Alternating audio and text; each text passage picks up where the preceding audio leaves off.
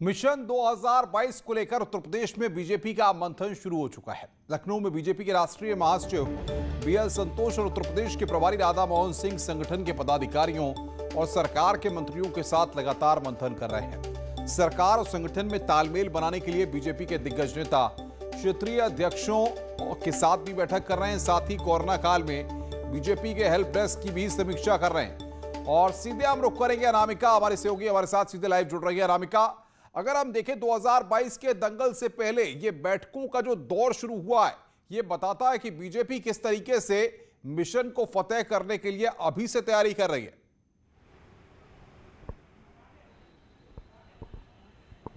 और बिल्कुल अनुपम, देखिए 2022 के चुनाव से पहले का ये जो होमवर्क है वो कम से कम फिलहाल यहाँ पे दिखाई दे रहा है, जहाँ पे केंद्रीय संगठन मंत्री बीएल संतोष का ये 2 दिनों का दौरा काफी महत्वपूर्ण है। हालांकि कहा तो ये जा रहा है कि जिस तरीके से फीडबैक लिया जाता है, कामकाज आगे बढ़ाया जाता है, उसी तरीके से ये एक सामान्य शिष्टाचार मुलाकातें और बातचीत है, लेकिन ऐसा है नहीं, क्योंकि इस बीच बहुत सारी अटकलें और सियासी उठापटक की गुंजाइश है उत्तर प्रदेश में।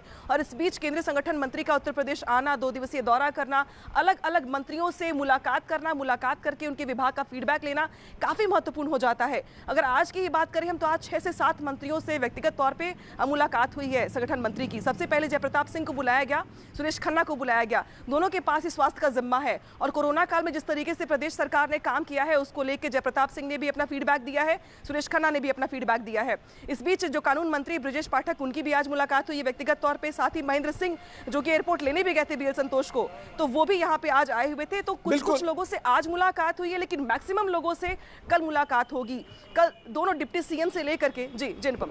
हाँ बिल्कुल, ये मुलाकातों का दौर तो लेकिन लगातार चलता रहेगा। लेकिन अनामिका, सबसे बड़ी बात ये है कि क्या इस मुलाकात के दौर के बाद इसके बाद क्या कोई जिम्मेदारी किसी को दी जा सकती है, या फिर 2022 के लिए कुछ रोड मैप यहीं से डिसाइड करने के बाद कुछ एक प्लान ऑफ एक्शन बीजेपी यहां से आगे लेकर बढ़ेगी?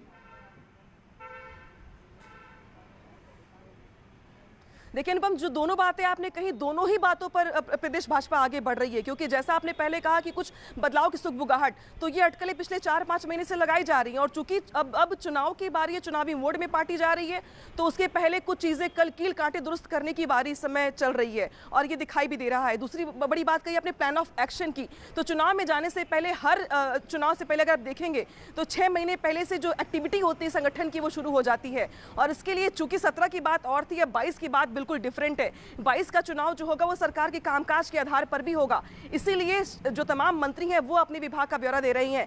हालांकि इस बीच बहुत सारे मंत्रियों के रिपोर्ट कार्ड बहुत बेहतर नहीं है, कोरोना काल में भी अगर देखा जाए तो बहुत अच्छी रिपोर्ट नहीं है। लिहाजा इस समय अगर ये जो मंथनों का दौर चल रहा है, और चूंकि आज शाम को मुलाकात मुख्यमंत्री योगी आदित्यनाथ से भी होने वाली है, तो ये मुलाकातों का दौर और कल तक जो फीडबैक लेने का दौर है शाम तक चलता रहेगा। और ये 2 दिनों के होमवर्क जो होंगे, या ये जो 2 दिनों का की जो उठापटक है, या मीटिंगों का जो दौर है, वो आने वाले दिनों में इसका प्रारूप भी दिखाई देगा आपको कि जब कुछ बड़े बदलाव की सुगबुगाहट के साथ 15 दिनों में बहुत सारी चीजें बदलती हुई दिखाई देंगी, कम से कम उत्तर प्रदेश के लिहाज से। इस बीच ये भी माना जा रहा था कि मंत्रिमंडल विस्तार को लेकर जो चर्चाएं गर्म हैं, उसमें भी ये जो बैठकें हैं ये काफी महत्वपूर्ण रोल अदा करने वाली हैं। क्योंकि एक मंत्री से बुलाकर बात करना, इतने बड़े संगठन मंत्री का, उसके विभाग के बारे में जानकारी लेना, यूपी के चुनाव को लेकर स्ट्रैटेजी बनाना, विभाग को लेकर अगर कोई शिकायत है तो उसको लेकर सुनना, कितना कोरोना काल में काम किया गया वो भी जानना। बिल्कुल बिल्कुल, सारी कवायदें और इसका क्या रिजल्ट होगा ये भी कुछ वक्त में ही हमारे सामने आएगा, जैसा कि आप बता भी रही हैं।